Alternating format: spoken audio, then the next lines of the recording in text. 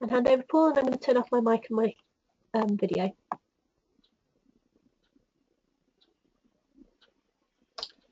Hello everybody and welcome to this webinar. I'm Paul Z. Jackson. I'm a facilitator, a trainer and an author, and I've set up an improvisation academy which is interested in teaching people and discussing with people the skills of improvisation and how they can be used in our lives and in our work. And we're going to be talking about that for the next hour. And you're invited to participate in this session. It's going to be interactive, and I'll be responding to your thoughts and ideas as we go along. So we've said hello in the text box. If you've not done that as yet, then you can practice by saying hello in the text box. And later I'll invite someone to participate in an activity or a game with me as well. So you can be thinking about whether you'd like to volunteer to have a go at some improvisation during the session. We can discuss the way that that went and the skills that you were using. So your invitation is to be ready to be creative, collaborative, and communicative. Do you recognize any of the people in the picture there, either as a collective or as individuals? If you do, can you type in a name or an answer as to who or what you recognize from that picture?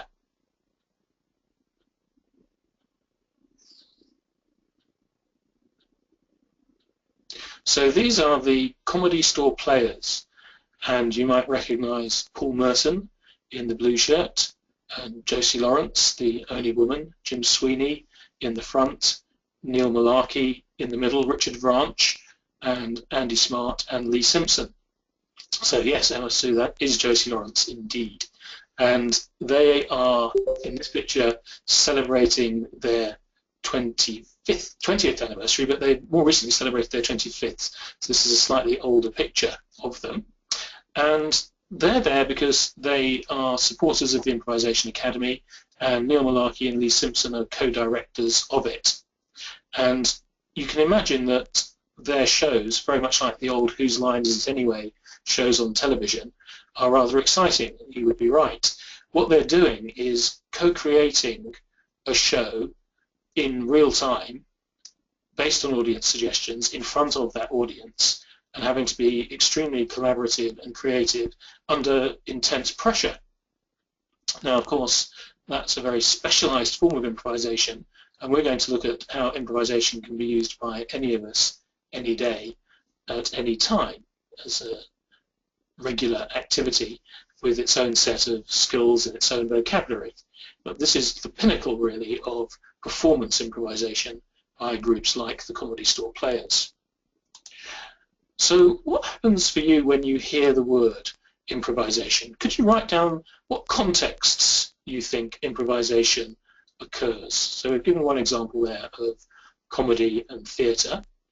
What contexts do you associate with the word improvisation? Type that into the chat box and we'll see what ideas we have for context to improvisation. Teaching, yes, thank you, Alejandra. And unexpected and unplanned, many contexts in which that can occur, says Kate. Dealing with the unexpected, absolutely. What else comes to mind when you hear the word improvisation? What contexts does it come up in? What emotions does it generate? If you thought you were being asked to do some improvisation, what emotion would that create in you? So we've got cooking from Caroline. Yeah, you can improvise a meal. Buying and selling stuff, negotiating and trading. You can improvise in that. Emma Sue, jazz, life, focus, and coping well with change. Tremendous range of contexts for improvisation there. Creative thinking, yes, from Elsie. Absolutely. So, what about the emotions that are generated if you thought you were asked to improvise? Would you be excited, scared, nervous, thrilled, expectant? curious, fear and fun. That's the range, isn't it? Anything from fear to fun. And these are, I think, very normal emotions that people would expect. Being put on the spot, yes, it's very much being on the spot or in the moment with fun. Fear, running on adrenaline and cortisol. Nervous and nervous. Okay, so I've asked many people these questions before, and I'm going to share some of the answers that have come up in the past. So contexts in which people have found improvisation, theatre that we've mentioned, particularly comedic theatre, but also serious theatre, where the improvisers generate the performance bit by bit as they go along. Jazz, of course, with music and the opportunity for the musicians to depart from the structure of the song that they know and start improvising either a solo or jamming with each other, responding to trading notes with each other. Dance and movement improvisation. Sport is very improvisational. I don't know if there are any football followers amongst you, but I watch Match of the Day and other football programs here in the UK. And in many games, perhaps about half the games, the commentator will say that a player improvised a shot or a pass or a save when they do something that's a little bit out of the ordinary, something unexpected. So we've got fighting improvisation, cooking that Caroline mentioned earlier, and comedy that we talked about with the comedy store players and the other teams. So there's a lot of context in which improvisation has a history and in which it's familiar to people and where skills have been identified and can be developed. The emotions that people experience when they're invited to improvise or think about improvising do have that whole range from fear through excitement, fun, laughter, often associated with doing some improvisation. And as one participant told me, when I hear about improvisation, I'm tempted to run away. Luckily they didn't and found out that they could enjoy it. And the characteristics of improvisation. It is, as some of you have indicated in what you've been writing in the text boxes, being in the moment. Improvisation is contrasted with the unscripted.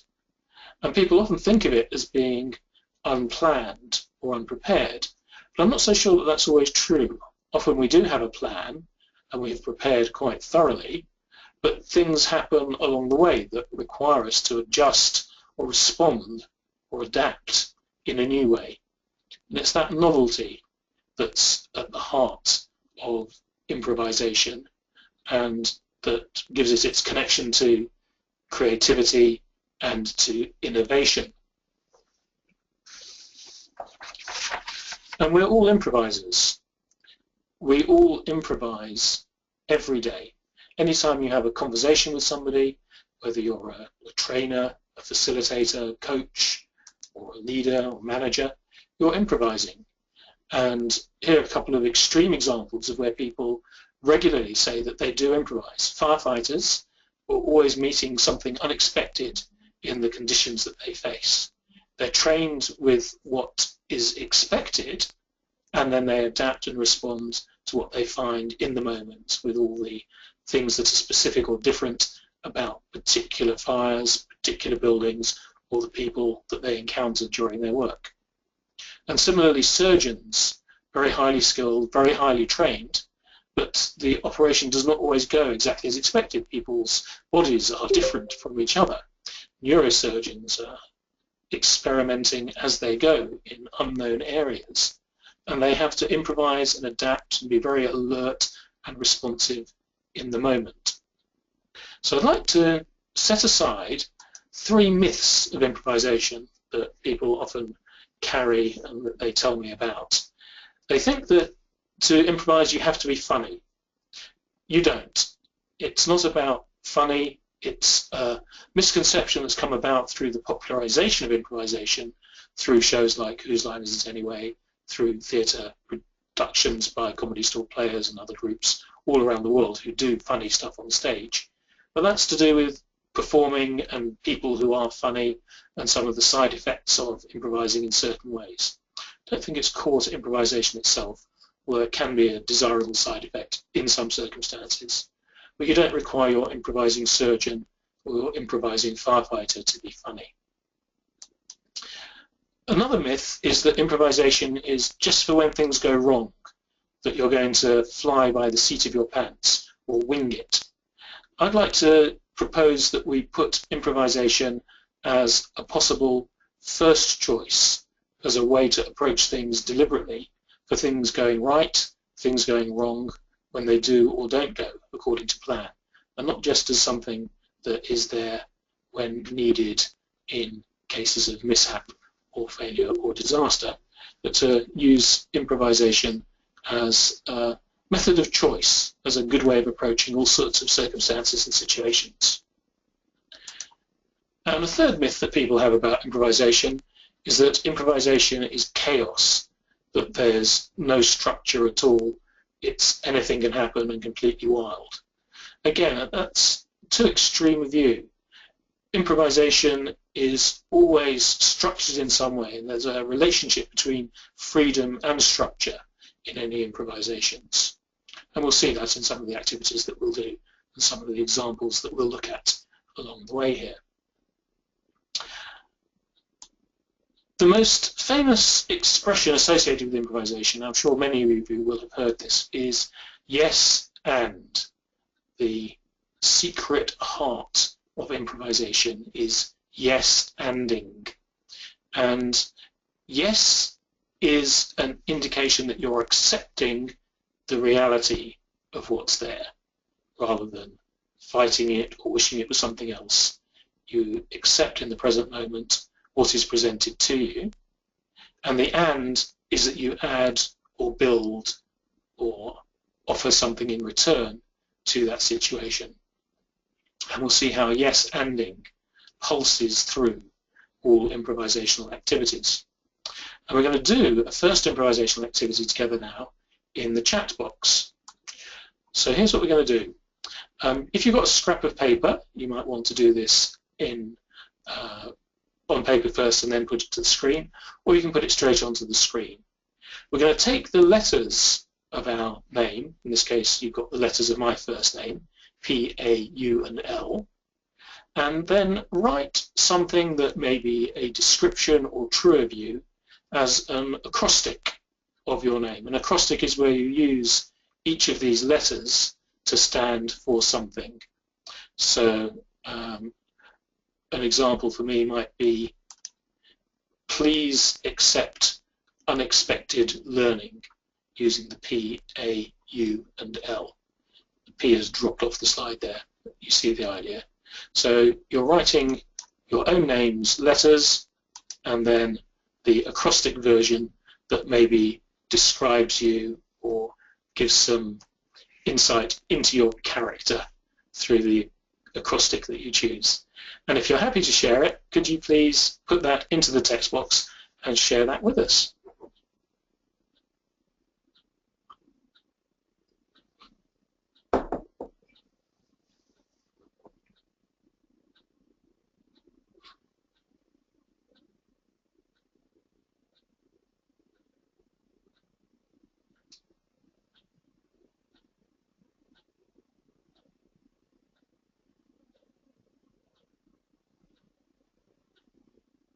Hi Natalia, got nature and maybe something for the other letters as well that makes a phrase or a sequence.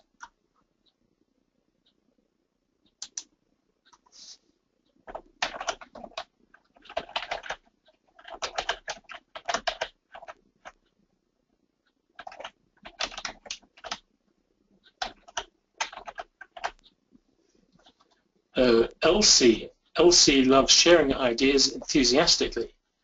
Very nice, thank you, Elsie. Here's another Paul one. Playing an unusual lute. Not actually true of me at the moment, or indeed at any time, but it could be.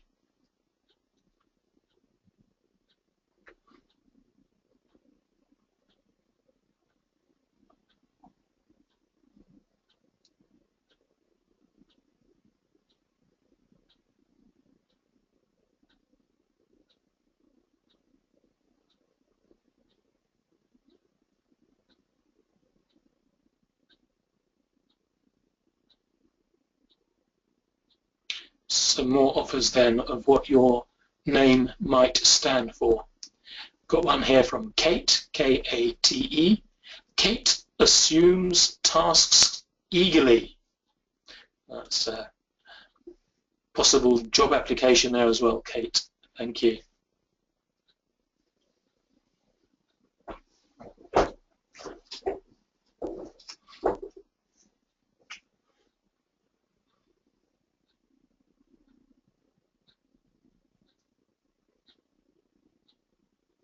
Let's get one or two more.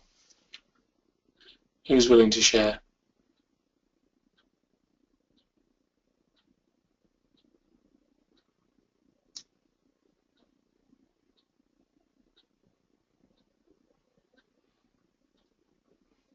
If you find your first name tricky, or you've completed that, you can always use a middle name or your surname, or a very long one that involves all of them.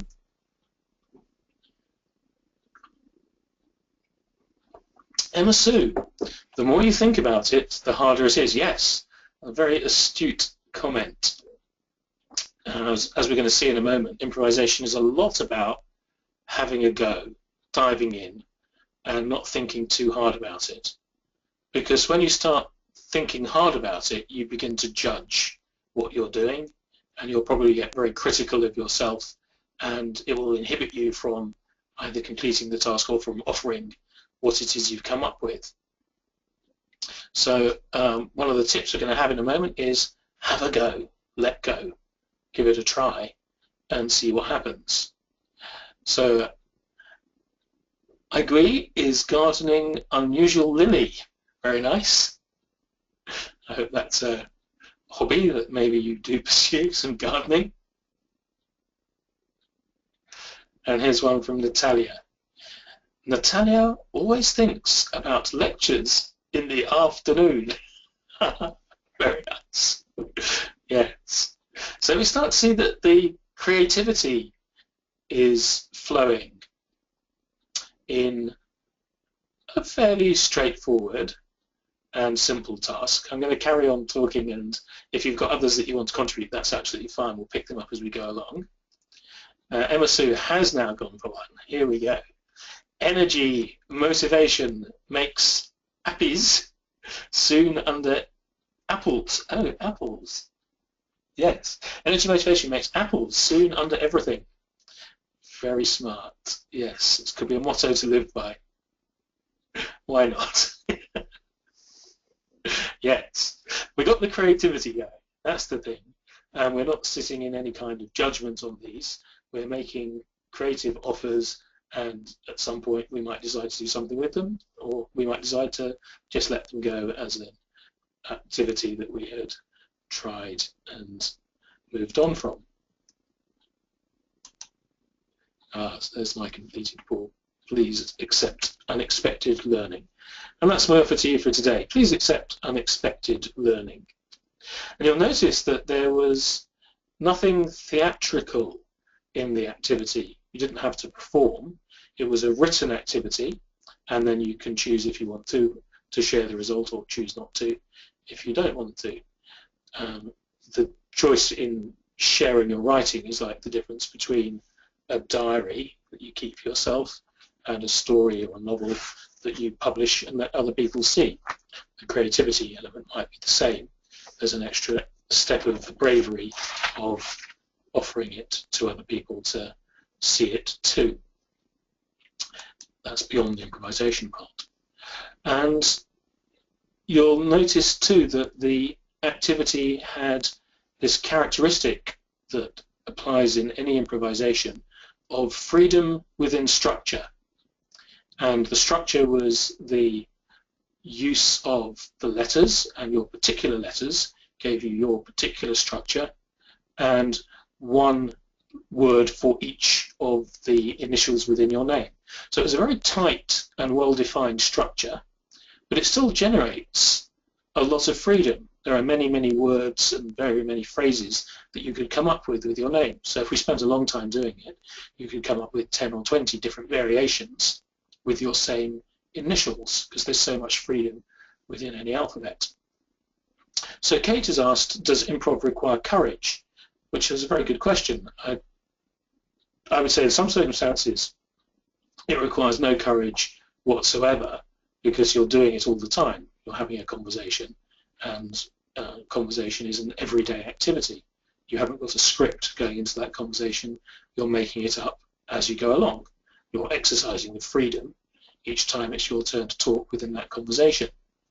But I think it does require courage if you add a performing element to it and you want to go on stage or present yourself to other people or take more risks and chances if you're improvising as a coach or as a presenter.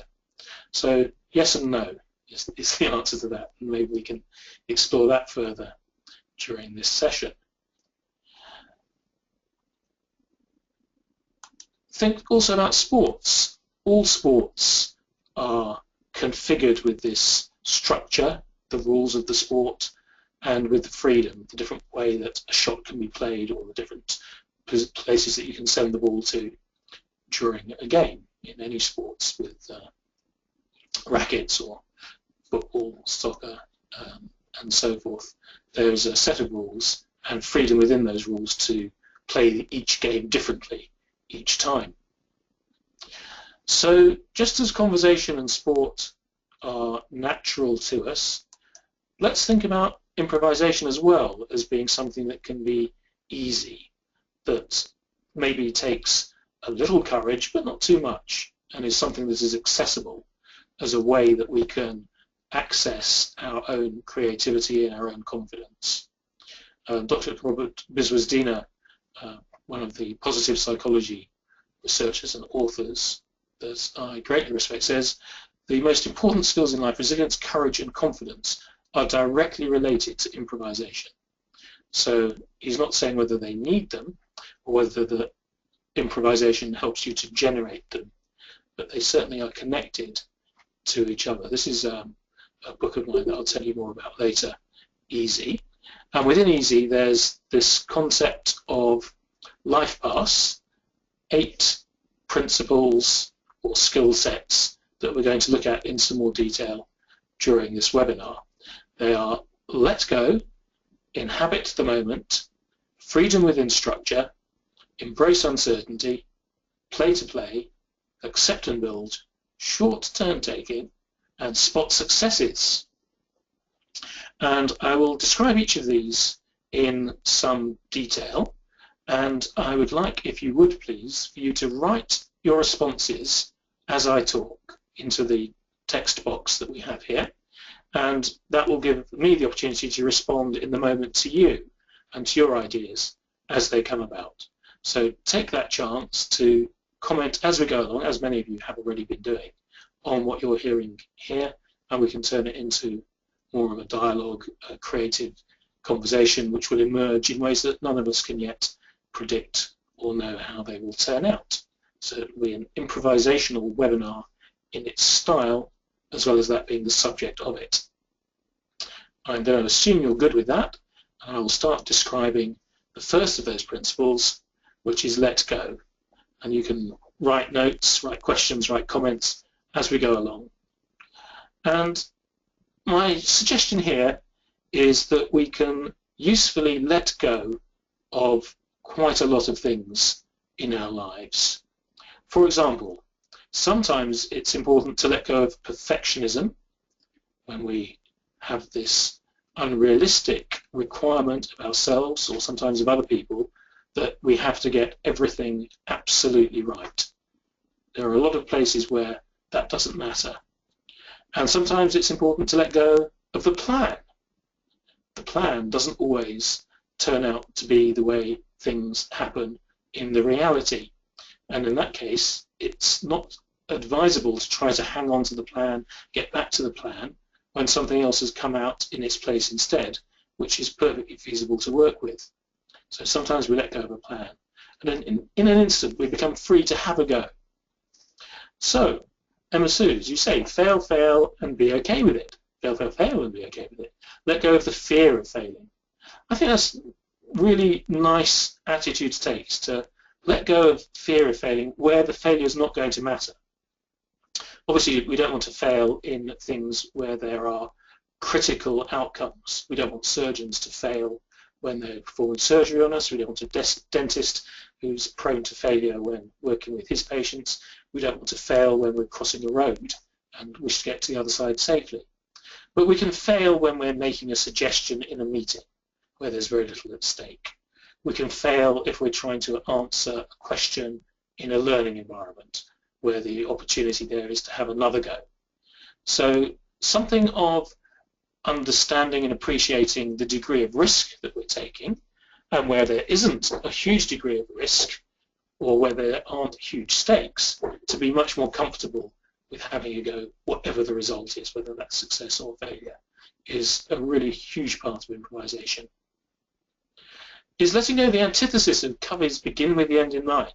Great question there from Kate. No, it's not the antithesis of Covey's begin with the end in mind. We can have a really good concept of what we want to achieve, and the improvisation is in the route to achieving it, that we may or may not follow an exact plan to get to the end in mind, or the vision, or the desired outcome. We improvise our way there step by step based on what happens, and that gives us the opportunity to accept feedback, notice what's happening along the way, and adjust and respond, which are the core skills within improvising. So knowing where you want to go, perfectly valid, perfectly useful thing to do, and I thoroughly recommend it in most work-related enterprises.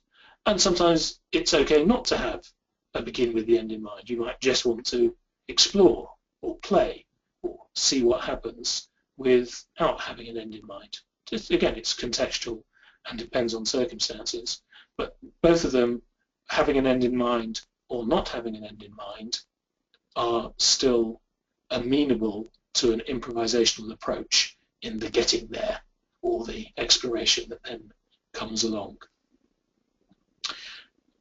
The plan that we might have is very rarely a divine plan. So if the plan is not working, either flex the plan or dispose of it. Letting go of a process allows for exploration so that rigid plans can be replaced by an invitation to try, to test, to experiment. These are the sorts of verbs associated with improvising. Trying, testing, experimenting, having a go. And having a go is a call to action. So as we had with the names activity earlier, you don't discover anything if you don't have a go. And if you're a perfectionist, you'll have a tendency not to have a go because you can't know that what you're having a go at will be perfect.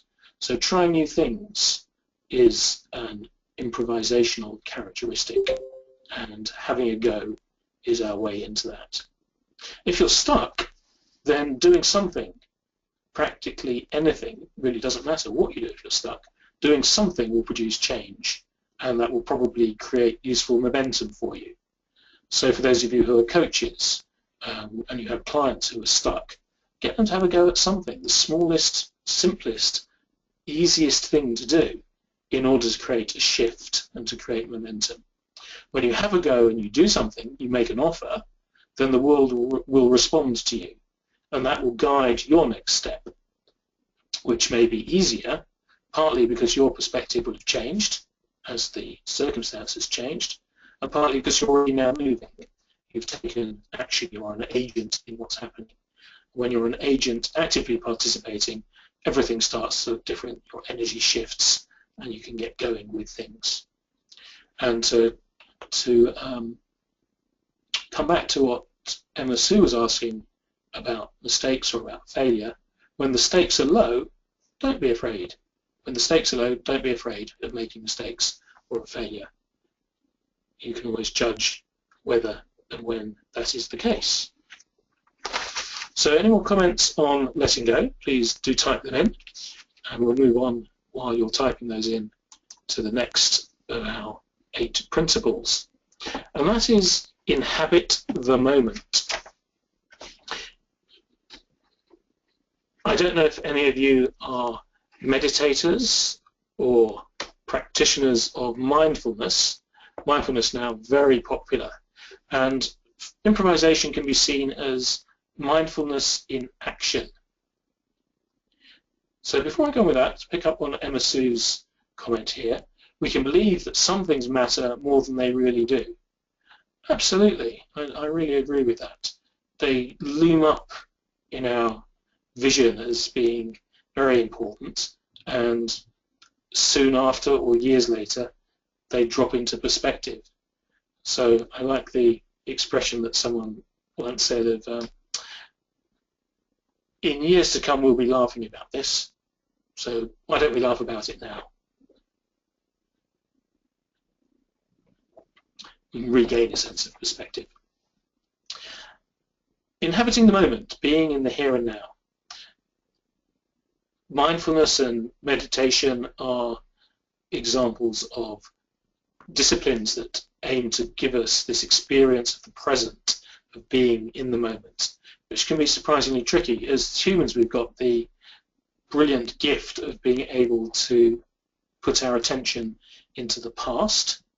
You can remember how you got to your office or your desk. You can remember what you had for breakfast in the morning. You can direct your attention deliberately to the future. You can think about what you'll be doing this evening. And similarly, you can bring your attention to the moment. How are you sitting or standing right now? Which part of your body is feeling comfortable? You can feel the wind or the air on your skin. You can feel what's tense or relaxed. You've got certain taste, certain smell, certain things that you're touching, all of which can be brought to your awareness right in the moment.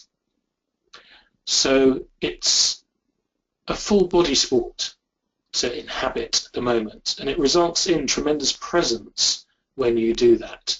So if you are a presenter or a coach, a teacher, having a conversation with a colleague, a friend, or someone in your family, giving people that full attention really will help them to get the best out of that situation too.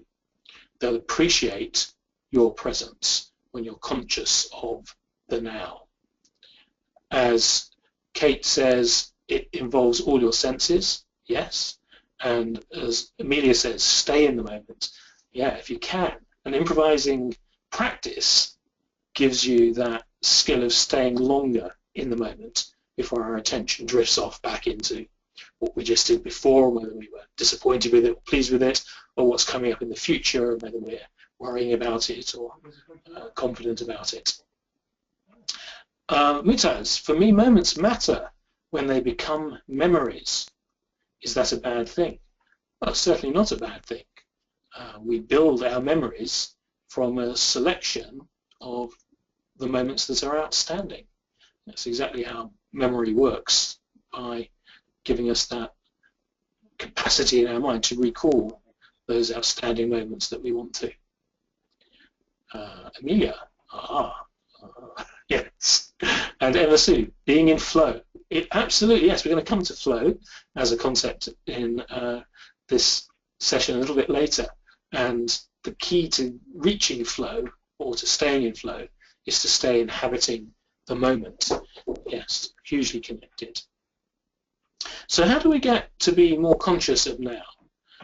It's about directing our attention in a relaxed yet focused way, so that you're attending with necessary degree of detail to the matter at hand, while you keep enough sufficient peripheral attention to keep yourself safe. Peripheral attention is the attention off to the side, so that if an alarm goes or a phone goes or someone else comes into the room, we still can be aware of that and respond accordingly, without being sealed off from the rest of the world, because our attention is so fixed on one thing.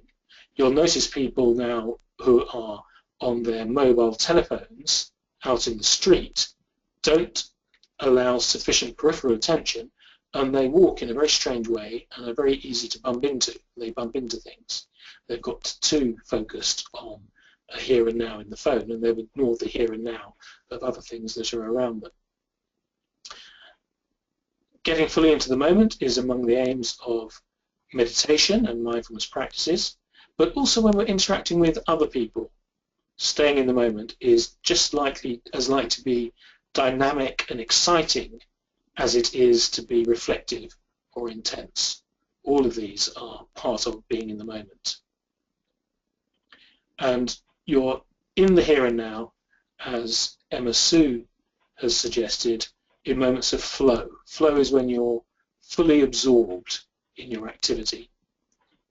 Those are very precious moments as well, when you really feel that you are at your best and completely committed to what you're doing and operating at the top of your game.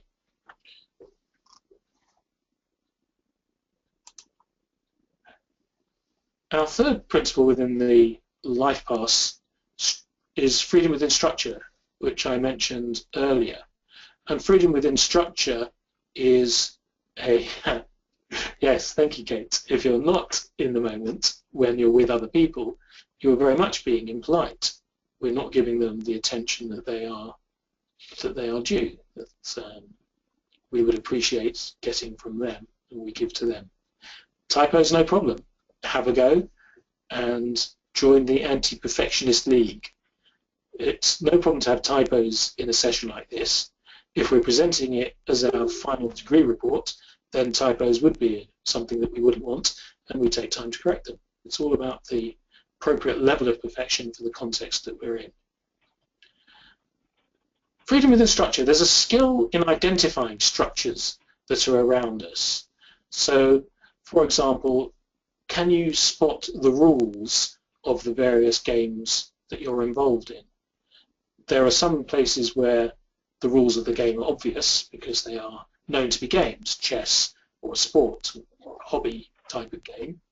We know the rules, but there are also rules at work. There are rules of engaging in webinars. There are rules of how we walk around in the street, how we shop.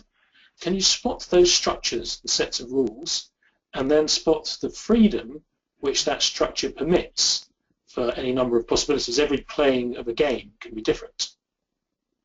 With improvisation, people often think first about the freedom and the scope for creativity that the improvisation brings. The structure is equally important, and you can't have one without the other. We need freedom and structure to have a good perspective or understanding. So there's always freedom to be found in any structure. And when we create an experience for other people, if we're workshop leaders, facilitators, coaches or managers, then we are providing a structure with that experience, some rules that we're expecting our groups or our clients or our colleagues to follow. And individual activity has a structure, rules or moves that are allowed, and the people within it can choose which one to make at any given time. And a plan is another type of structure. We talked about plans earlier. And plans can always be changed as circumstances shift. And typically, the more improvisational you get as you practice this and think about this, the more comfortable you're going to get with the freedom part of this equation. And the invitation to creativity is something that you'll take up more often with experience. So let's take up some of your comments here.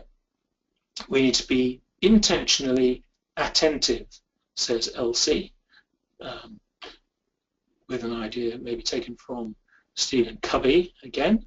Yes, we can be intentionally attentive. We have the gift of putting our attention where we want quite deliberately. And our improvisation practices give us greater skill at directing our attention where we want it. To me, this is a hugely underrated and under-talked about, and therefore underdeveloped skill amongst people of how to use their attention wisely. And our intention is part of it. Though, of course, lots of things are there to distract us from our intentions and to take our attention elsewhere. Emma Sue, is feeling in flow an indicator that you are doing the right thing for you in your work, for example? And you like the new word, employed. Yeah, we can use new words as creative fronts. The main question, I suspect that if you are finding yourself in flow a lot in your work, that's a really good sign. It's certainly a sign that you're engaged in your work. Someone's now playing music in the background. Thank you for that. Assalamu alaikum. a bit of jazz there. You might want to mute. तुम सुनाओ भाई पहुंचे. You might. Hello, Amir. You might want to mute your microphone, or maybe that's an indication that we need more jazz in this session. I don't know. So yes, talking about flow. That if you find yourself in flow a lot, then you're definitely showing that you are engaged and involved and probably having a good time. Whether that's particularly good for the work you're meant to be doing or whether it's indicative of your work being good, I don't know. I think that's a slightly different question. But flow is often a good sign of many good things. Mad libs, freedom within structure. Yes, I'm not quite sure what that means, but it looks good. So the recommendation or tip from what we're saying here is to find freedom, find the structure, find the freedom within the structure, and to notice that maybe as a way of looking at things we engage with in the world. The E in life passes for embrace uncertainty. Embrace uncertainty. Does that sound dangerous in some way? Much of life is unpredictable. It's subject to emergence. What happens as it happens and only when it happens, unpredictability in a space of uncertainty. Clearly there's little value in pretending to know what the result is going to be if you don't know what the result's going to be. And as improvisers, when we're taking an improvisational approach, we trade the illusion of control, we give up the illusion of control in return for the reality of influence. So trade control for influence, it says on the screen here. We don't really have control in many circumstances where we might like to or pretend to, but we do have influence. So let's appreciate the influence that we have. And we often have choices of how much risk to accept in any given circumstance. And as we decide, it's worth maintaining a degree of safety along with a sense of adventure. Feeling safe will boost our feelings of confidence so that we can be more willing to embrace further uncertainty. It's natural for you to feel cautious if you're facing something that you've never faced before or done before, and typically you'll discover, actually, that's not so bad. As you join in, you begin to get it, whatever that thing might be, and start to participate more fully.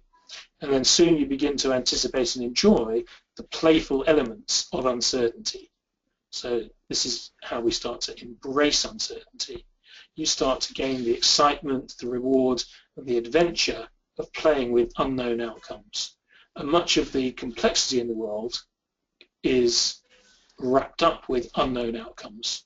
So this is something well worth getting to do.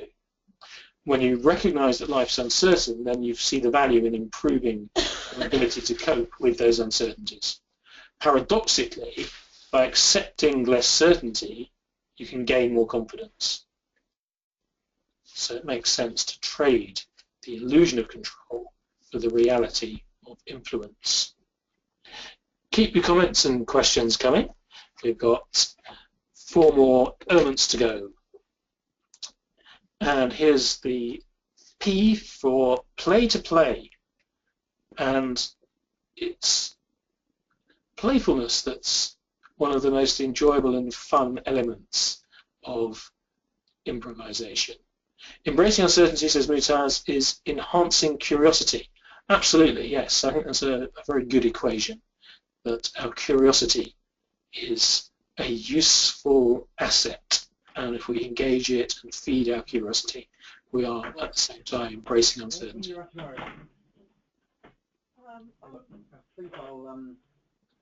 There's somebody else there who's in the background with their microphone unmuted. They may want to mute it while they're having that side conversation. If you think about games, some games have clear winners and losers, and the only point for many participants is to play those games to win. The extreme emotional results are, yes, triumph, we've won, or despair, disaster of losing. But some of us will enjoy the game no matter what. And I, for example, play tennis and often don't play for points. We just hit back and forth, get into a flow of the game that way. And we're entering the zone or the state of flow. And that's playing to play. It's also possible to play to learn, and the game gives you an opportunity without real-world consequences of many other situations that you're in, to observe yourself and others, to notice things, to test, to experiment, to try stuff out. So there's learning to be gleaned during a game, and by reflecting afterwards also you may have learnings that you can transfer beyond the game. So as an improviser, or someone with an improvisational approach, the encouraging thing is to play, have a go at playing things to see what can be taken from that. Being playful means you're engaging, and it means you're being flexible, and this is our route to creativity. When you're less engaged with the world and all that it's offering around you, then you'll become more rigid and responsive, and you're more likely to become suppressed and depressed. And here we have a connection between improvisation and well-being and health. If you've got no fresh ideas because you've not revived your own creativity, then you have fewer ways of dealing with life and your confidence will go down. Of course, the reverse is the case when you are playful and tapping into your creativity, generating good ideas for yourself. And for those of us that are professionals, it's a rare workplace that cannot be improved by having a more playful approach. What if work were more like play? How might that be? The A is for accept and build. Accept and build, often captured in the phrase we had earlier of yes-anding, and it's the lifeblood of an improvisational approach. Accepting is not the same as agreeing. Accepting is hearing what's on offer and taking account of it as part of what's happening in the here and now. To accept and build requires an attitude of yes and. The and indicates that you're building on the yes. When one party introduces yes and in a conversation or a negotiation or a discussion, it serves as an invitation for everyone else to join in. And when a yes and approach is shared amongst two or more people, then you begin to have co-creation, really exciting generation of new powerful ideas between people. In your organization, if people say no to your idea a couple of times, what are you going to do with your next idea? You're not going to be bringing it back to those people again. And if that happens to be your only outlet for ideas, then you're going to find the ideas begin to dry up. That becomes a very uncreative, rigid, inflexible, and workplace that's at risk because other things are going to move on and it will be left behind. In contrast, if people say yes to your ideas and start building on them, you'll continue to bring them forward. It doesn't matter whether they all reach fruition or not at all, as long as they get the breathing space to be heard and tested. So if you want to create things with other people, yes and, as a practice, is generative and fruitful. A couple of comments along the way from Kate, a reminder of synectics, thinking outside the box. Yep. And open-ended communication. Yes, it's for generative, building, constructive conversation and communications. And there may be a point once you've done that phase to then prioritize or narrow them down again and make choices and decisions. That, of course, is fine too. We have two S's in life paths, and the first of them is short turn-taking. Short turn-taking is another really good tip, is the fast track to flow. It accentuates the desirable habit of paying close attention to what other people are up to and to the part you're playing in the ensemble. You'll notice sometimes you lead, sometimes you follow. Those are not fixed roles. They can be switched back and forth between people. And you can enjoy that flexibility of switching rapidly between leading and following. Leadership starts to emerge and your team can self-organize. You can use the jazzy idea of jamming, riffing back and forth, trading notes, and that builds your confidence to participate in co-creative environments. It's the built-in turn-taking, for me, that makes a racket sport like tennis so compelling. It gives dialogue advantages over monologues in theatre and elsewhere. And in conversations, it's the difference between a good companion and someone who's taking too long a turn and is boring. So we can practice short turn-taking. If you're going back and forth as a discipline, it helps you to get into flow with other people, into easy collaboration, and into another of the improvisational sayings, which is make your partner look good. So taking shorter turns may just be the easiest tool for making life easier. Notice how long your turns are and how much you invite other people to take their turns. Our final principle is spot successes. Failure and mistakes are hugely overrated as a source of learning. The most that we learn from most mistakes is don't do that again, and perhaps we learn also that we've got the resilience, the quality of being able to bounce back from a mistake or a failure. But mostly mistakes teach you what not to do, which you may well have known anyway. But you make a huge amount of progress by getting things right and capitalizing on success and what goes right. If we remember back at the beginning of this conversation, improvisation is making use of the ingredients that are available to you. We're improvising when we're rearranging resources to our advantage. And connecting with what works makes it easier to say yes and to get creative. We all enjoy reminders of what went well and what our successes were, so we can re-engage through that reminder with our resources, and these are the resources that we'll need to make progress with the next challenge.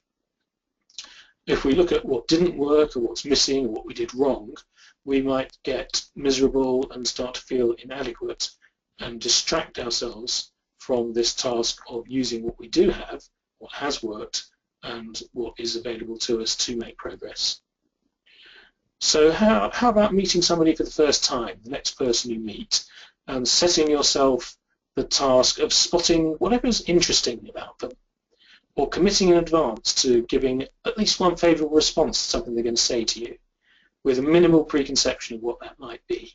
That would be an improvisational conversation in which you're setting out to spot successes. You'll hear yourself saying, oh, that looks interesting, and that's making use of what's there from the hints that someone else you're talking to offers to you in a conversation, and it's another way of making your partner look good. If you use what's working, you're on solid ground. Kate, you say, you have to know why it was a success. It might not work in another situation. Absolutely. So the first way to reapply successes in the same situations, if it worked one time, it's likely to work again, and then to see how transferable it is. So it might be that it's directly transferable, or it might be by way of something that is similar or by way of an analogy that you find the transfer of success to another situation. If we build in the play-to-play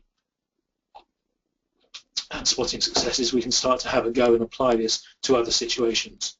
So I think improvisers are good in life at trying new stuff and being very resourceful when they try new stuff.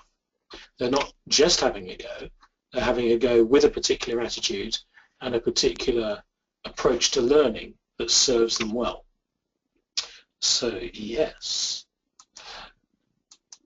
So, these were the life path elements.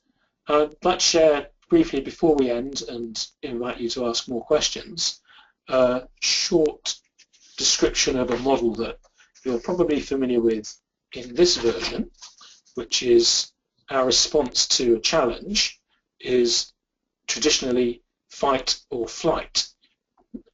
This is built into us as humans through many, many generations of adapting in the environment, that will either, when the saber-toothed tiger jumps out at us, fight it, or we'll flight, we'll run away from it, fight or flight. I'd like to add two other possible responses. We might freeze, which is getting rooted to the spot and perhaps hoping that the predator doesn't notice us. Or we can take the improvisational response of going with the challenge into flow. So fight or flight and freeze or flow. And if we can find a way of accessing our resources to respond adaptively and creatively in the moment to whatever that challenge is, then we start to get ourselves into this very valuable and creative and productive state of flow. Csikszentmihalyi writes about this, and a lot of well-being is associated with flow. as well. One of the great improvisation gurus, Keith Johnston, said, if we say no to a circumstance, we're rewarded with safety. We're staying, in the words offered earlier, within the box, staying inside the box, where we know what's around and we can remain relatively free of risk. If we say no, we're rewarded with safety. And Keith Johnston added, if we say yes, we are rewarded with adventure. We say yes, we open ourselves up to something new happening, and we go off on a new road. We encounter new sights, new experiences, and have those adventures. And the improvisational mindset, the improvisational attitude of yes and, of having a go, playing to play, looking for the freedoms within structures, invites us to have more constructive, collaborative, and successful and interesting adventures, which will leave us with some stories to tell. So we have a couple of minutes left in which we can write down any questions or comments and anything that you've learned here that you might be able to use this week and beyond. And then I know that Caroline is going to wrap up with some indication of what's coming up in forthcoming webinars. And if you've enjoyed listening about improvisation and would like to read some more, then I must just ask when's the next face-to-face session. Come to that in just a second. There's a book, Easy, which is available this week on Amazon with that code, that URL, for about £5. And there's Improvisation Academy sessions, Improvisation for Life and Improvisation at Work, in April, a couple of months' time, April 9th and 10th, April 23rd and 24th, 2 weekends in London. And all the details are on that website there, www.improvisationacademy.co.uk. So I'm going to leave it open to you now for any questions or any comments, and you can get in touch with me beyond this session if you want to as well, via that website too, through the contact form. Thank you very much for your participation, and look forward to hearing your improvisational tales in the future. Great, thank you very much, Paul. That was really, really fun. I enjoy these Thanks, improvisation ones. Yes, thank you everybody for joining us today. We've obviously got your details from when you registered, and what we'll do is we'll send a follow-up email around which will have all the usual information, the recording and that sort of thing in it. Also the link to click to join our next webinar, which is at the beginning of March, and it's Julie Cooper talking about emotional intelligence. So it should be a really interesting topic again, and we'd love to see you all there. We'll send that through to you in the coming couple of days. Has anybody got any further questions?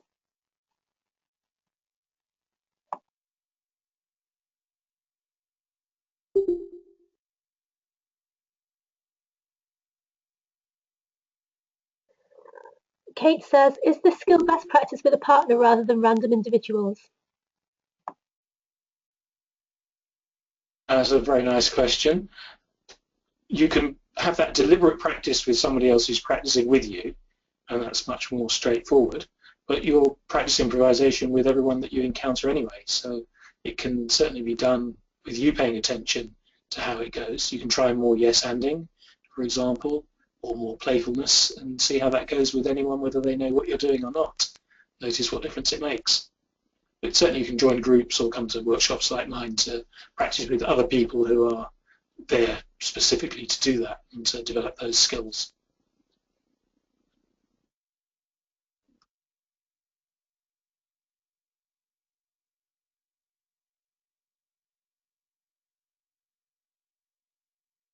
I noticed Natalia's asked, can the link to the book be sent in the email? That's no problem, we'll add that in as well.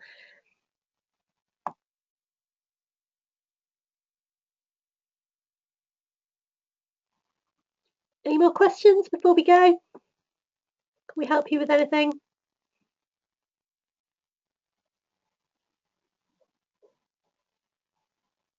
Okay, well, thank you all very much for joining us today, and hopefully we'll see you at the next